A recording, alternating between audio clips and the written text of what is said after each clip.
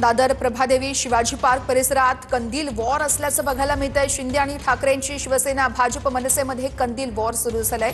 मतदारांना आकर्षित करण्यासाठी सर्वपक्षीय नेत्यांकडून शक्ती प्रदर्शन केलं जातंय। या संदर्भात आमच्या प्रतिनिधींनी घेतलेला आढावा पाहूया। महानगरपालिकेच्या निवडणुका येऊन उभ्या ठाकलेल्या आहेत आणि याच अनुषंगाने आता मुंबईच्या दादर प्रभादेवी भागामध्ये सर्वपक्षीय नेत्यांकडून जोरदार बॅनरबाजी आणि कंदीलबाजी करतानाचं चित्र पाहायला मिळतं। ही सगळी दृश्य आपण या ठिकाणचं पाहतोय की कशा पद्धतीने ठिकठिकाणी आता कंदील लावण्यात आलेले आहेत। महानगरपालिका येऊन उभ्या टाकलेल्या आहेत आणि दादर प्रभादेवी जो आहे तो मराठी मतदारांचा एक गड मानला जातो आणि त्यामुळे या मराठी मतदारांच्या गडावर आता या सर्व पक्षांची मदार आहे का हे सुद्धा पाहणं महत्त्वाचं ठरणार आहे आणि इथे नेमके निकाल काय लागणार आहेत हे सुद्धा पाहावं लागणार आहे।